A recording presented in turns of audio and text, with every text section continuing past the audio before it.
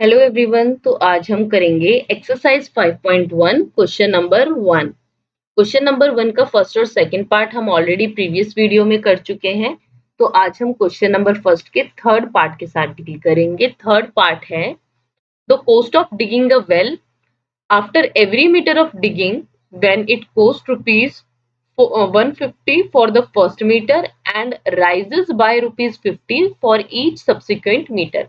यानी सबसे पहले तो हमें जो सिचुएशन दे रखी है उससे हमें एक सीरीज बनानी है, जिससे हमें ये पता करना है कि क्या ये सीरीज एपी है या नहीं। तो जो सिचुएशन है उसके अकॉर्डिंग हमें सीरीज किस पे बनानी है, जो नंबर सीरीज है या नंबर लिस्ट है, वो cost of digging a well after every metre of digging, यानी कि एक कुएं को खोदना है, उसमें हर एक मीटर खुदाई के बाद जो कीमत निकल के आ रही है, जो कॉस्ट निकल के आ रही है खुदाई की, हर एक मीटर के बाद उसकी हमें एक लिस्ट तैयार करनी है और फिर चेक करना है ये एपी है या नहीं। तो चलिए सॉल्यूशन पार्ट पे आते हैं। सबसे पहले गिवन है फर्स्ट मीटर डिगिंग की जो कॉस्ट है वो 150 है। So cost for first metre digging कितनी दे रखी है, ये गिवन है ₹150। पहली जो मीटर की खुदाई है उसकी कॉस्ट है ₹150, 150। उसके बाद ये जो कॉस्ट है ये बढ़ती जाएगी हर एक आगे आने वाले मीटर के लिए, यानी कॉस्ट फॉर फर्स्ट 2 मीटर, इसमें 1 मीटर लिखे, पहला जो 1 मीटर खुदाई है उसके लिए कॉस्ट है, पहले 2 मीटर खुदाई के लिए जो कॉस्ट रहेगी वो हो जाएगी 150 प्लस 50। इन्होंने कहा है कि ₹50 हर एक मीटर के साथ बढ़ते जाएंगे, तो 150 प्लस 50 हो जाता है ₹200। Now cost for digging first 3 metre, जो पहले कॉस्ट आई थी उसमें 50 और बढ़ जाएंगे, यानी कि हो जाएगा ₹250। यानी मेरे पास एक रफली ये सीरीज आ गई है जिसमें फर्स्ट है 150, सेकंड मीटर के लिए 200, थर्ड के लिए 250। आगे भी आप कर सकते हैं, लेकिन एपी निकालने के लिए 3 या 4 टर्म्स बहुत होती हैं। तो series will be 150, 200, 250 and so on. अब हमें नजर आ रहा है ये एपी है। ये भी पूछा है एपी क्यों है, क्योंकि इसमें जो कॉमन डिफरेंस होगा, यानी कि जो सेकंड टर्म में से फर्स्ट टर्म को माइनस करके आएगा और जो थर्ड से सेकंड को माइनस करके आएगा वो सेम रहेगा। As common difference is same,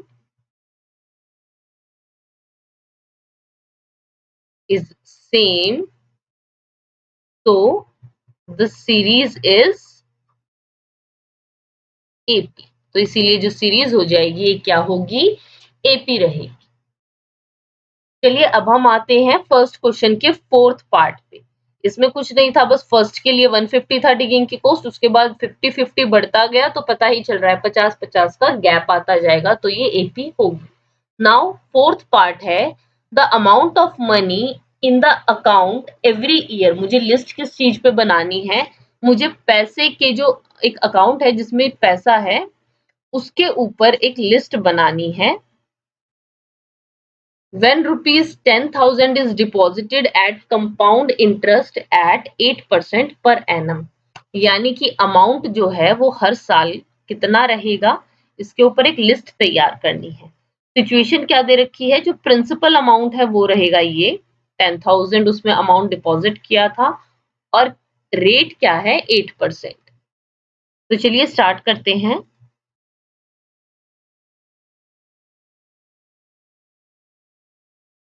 सबसे पहली चीज, लिस्ट किस चीज पे बनानी है, अमाउंट पे।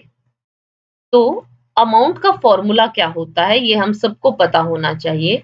अमाउंट होता है प्रिंसिपल 1 प्लस रेट बाय 100 की पावर n। n का मतलब होता है नंबर ऑफ ईयर्स, या फिर हम कह सकते हैं time. r for rate, P for principal, A for amount. मुझे करना क्या है, हर साल के एंड में कितना अमाउंट होगा इसके ऊपर एक लिस्ट बनानी है। प्रिंसिपल मुझे गिवन है 10,000, रेट मुझे गिवन है 8% और टाइम भी दे रखा है एवरी ईयर मतलब एक साल की। पहले एक साल की करेंगे, फिर उसके बाद नेक्स्ट ईयर की, उसके बाद नेक्स्ट ईयर की। इस तरीके से बनाएंगे। चलिए फर्स्ट ईयर के लिए मैं देखती हूँ, ईयर 1 अमाउंट क्या हो जाएगा, प्रिंसिपल। इसको एक बार लिखने का दूसरा तरीका भी होता है, अगर ईयर 1 है तो वो भी हम देख लेते हैं। प्रिंसिपल 1 प्लस रेट बाय 100 की पावर 1 हो जाएगी यहाँ पे, क्योंकि एक साल की बात चल रही है। तो यहाँ पे मैं क्या कर सकती हूँ, इसको ऐसे भी लिख सकती हूँ, P को 1 से मल्टीप्लाई एंड देन P को R बाय 100 से मल्टीप्लाई, यानी P प्लस में P मल्टीप्लाई R बाय 100। ये सिर्फ मैंने समझाने के लिए बताया है, आपको ये वाला फॉर्मूला याद होना चाहिए और आपको याद होगा अभी, क्योंकि हमने 8th क्लास में ये इंटरेस्ट वाला चैप्टर किया था। तो अमाउंट हो जाएगा 10,000 प्लस में 10,000 मल्टीप्लाई 8 बाय 100। ये यहां से आई है वैल्यूज, गिवन है। 2 0 से 2 0 कैंसिल, 10,000 प्लस में 8 इंटू 100 800 और अमाउंट मेरे पास आ गया 10,800। पहले साल के बाद ये अमाउंट आया है, इसको A1 बोल देते हैं। अब आगे दूसरे साल का क्या सीन रहेगा, ईयर 2। अब देखो टाइम इसमें भी एक साल का ही है, ये एक साल की बात था और एक साल से लेके 2 साल तक के बीच का भी जो टाइम होता है वो 1 ही होता है। अमाउंट, अब इसमें प्रिंसिपल क्या हो जाएगा, दूसरे साल में एक साल के एंड पे ये वाला अमाउंट बैंक के अकाउंट में है, यानी इसको ये प्रिंसिपल मानेगा और इसके ऊपर इंटरेस्ट लगेगा। साल के शुरुआत में कितने रुपए थे, 10,000, आखिर में कितने हो गए 10,800, तो 800 रुपए हमें इंटरेस्ट मिला है। अब अगले साल जो है बैंक अकाउंट में 10,800 रुपए है, पहले साल में 10,000 थे तो उस पर इंटरेस्ट लगा था।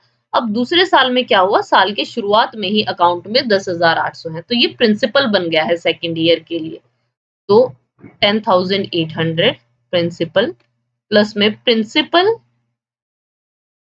मल्टीप्लाई रेट, उसी रेट पे लग रहा है बाय 100, ये इस फॉर्मूले में पुट कर दिया।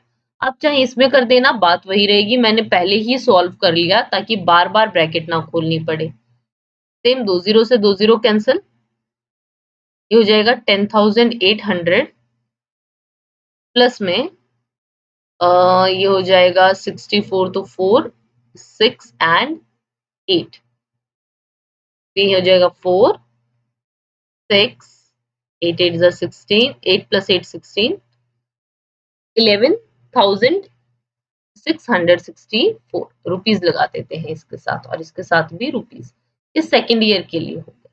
अब मैं सीरीज चाहे तो इसी से भी बना सकती हूँ, अगर आप चाहो तो एक दो टर्म और निकाल देना, लेकिन सीरीज में इससे बना सकती हूँ। सीरीज के लिए 3 टर्म बहुत है, क्योंकि कॉमन डिफरेंस हम क्या करते हैं, दो दो में देख लेते हैं, दोनों का सेम आ रहा है तो उसको हम अप्रूव कर देते हैं कि एपी होगा।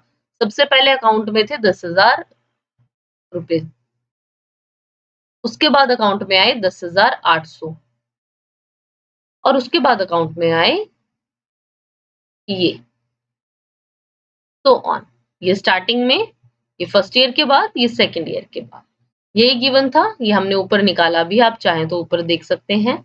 ये देखिए पहले 10,000 थे, फिर 10,800 एंड देन 11,664। अब हम क्या करेंगे, इनका कॉमन डिफरेंस देखते हैं। इन दोनों का डिफरेंस है 800 और इन दोनों का डिफरेंस आ जाएगा 864।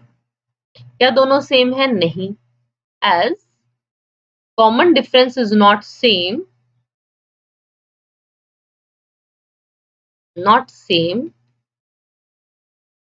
so series is not AP, ये सीरीज AP नहीं होगी क्योंकि कॉमन डिफरेंस सेम नहीं आ रहा है। तो हमने इसमें कुछ नहीं किया है, बस जो कंपाउंड इंटरेस्ट वाला फॉर्मूला था अमाउंट का उसमें पुट किया है। तो आज के लिए इतना ही। आज हमने क्वेश्चन नंबर 1 के थर्ड और फोर्थ पार्ट को कवर कर लिया है और क्वेश्चन नंबर जो फर्स्ट है वो एक तरीके से कंप्लीट हो गया है। आगे की वीडियोस में हम क्वेश्चन नंबर 2 को स्टार्ट करेंगे। आज के लिए इतना ही। Thank you.